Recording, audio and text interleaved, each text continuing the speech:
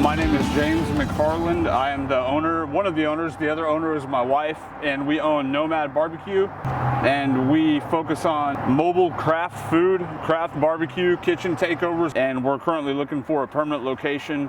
We have big plans, and that's our company, Mom and Pop. I really love that about you. So I kind of heard a story from Jess.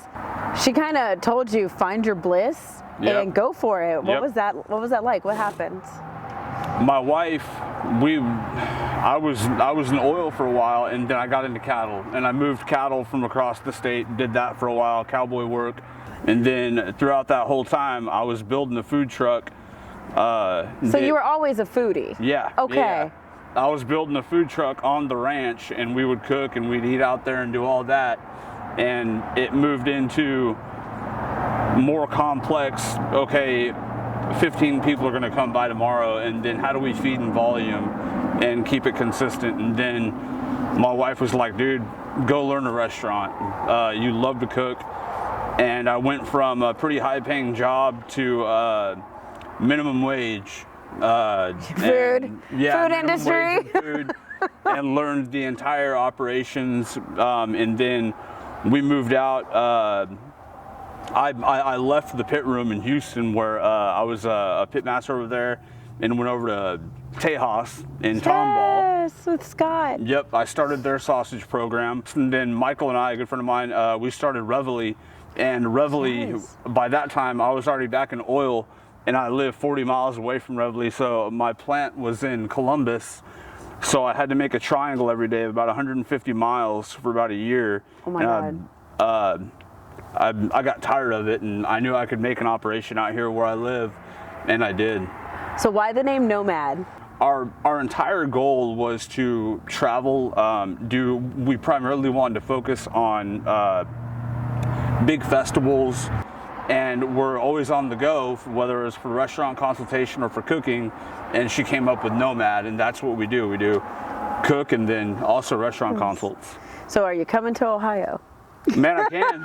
I got a homie who's about to move out there. So what are we cooking on? What does Nomad cook on? So we cook on a 500-gallon offset. This is a Moberg.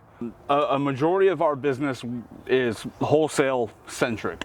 We focus on wholesale. We supply specifically mom and pop restaurants with craft barbecue to elevate their menu. We work on menu items with them. We don't want to be run of the mill where you show up and like we want to stand out, and that's our job, is to make ourselves unique. One thing about our state, very different than the Carolinas, Tennessee, wherever it may be. Barbecue here is a lifestyle, but it's traditions and it's in our roots. I like that. And we don't bullshit. Like, not at all. You don't want to slander the name of Texas barbecue. If you're putting out bad barbecue, people are going to know, and you're going to lose money. Your menu was phenomenal. Yep. I came in hot on your sausage because that was out of this world. About a year and a half ago, I'm into metal. I'm into like old school rap in metal. Like I'm a street boy. Yes. And me and my cousin were playing around. We're like, we should come up with a metal link, like it's like heavy and dark. We played around with, in Mexico, they have what they call Riscado Negro, which is where you take tortillas and chiles and you burn them until they're black. That process was really, really hard to keep the blackness inside of the sausage. So we went to activated charcoal. Wow. And when we did, it completely sealed the deal, and then people from around the country started doing it. I really loved, I saw a pastrami brisket. Yeah, we do everything different. Starting even with our pastrami brine. Our pastrami brine was made with a local beer, St. Arnold Harmony Pale Ale. So it's a real crushable pale ale, and we make our brine with beer.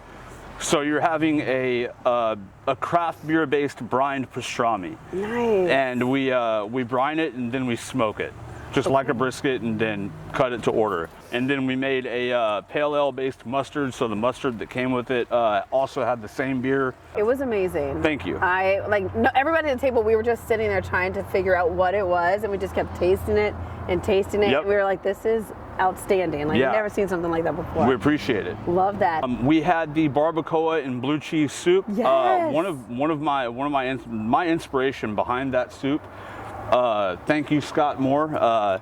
The brisket and blues sandwich at Tejas is my favorite sandwich in the industry. I love the way that blue cheese cuts into the meat, and I wanted to turn it into a hearty soup. So every winter we do barbacoa or brisket and blue cheese stew in tribute to that menu item at Tejas. Where do you see Nomad in the next 5 years? We are always looking for locations for Nomad right now, but in the interim, my goal is to go work under a well-known chef in Houston and learn high-end, because I am not going to stop at just barbecue, as complex as barbecue can be. I want the whole circle. My favorite example of how I would want to be, shout out Brett's in Rockdale. Okay. That is the perfect setup. I would do mine a little bit different, a little bit darker. Metal would be blaring. I like that. You'd hear OG rap. That's our end game. Live fire cooking, high culinary, and high-end culinary cooking, and then traditional barbecue. We're happy to feed you guys, and we're happy you enjoyed it. And the future of Nomad is a female pitmaster. Yeah, 100%. My daughter, my daughter is around fire and hot pits all the time. 3 years old. We'll go to the store. How do you get brisket? I'm like, no, not today. You know, she's like, you cooking brisket? I'm like, yeah, we're cooking. And yeah, my daughter is my heart.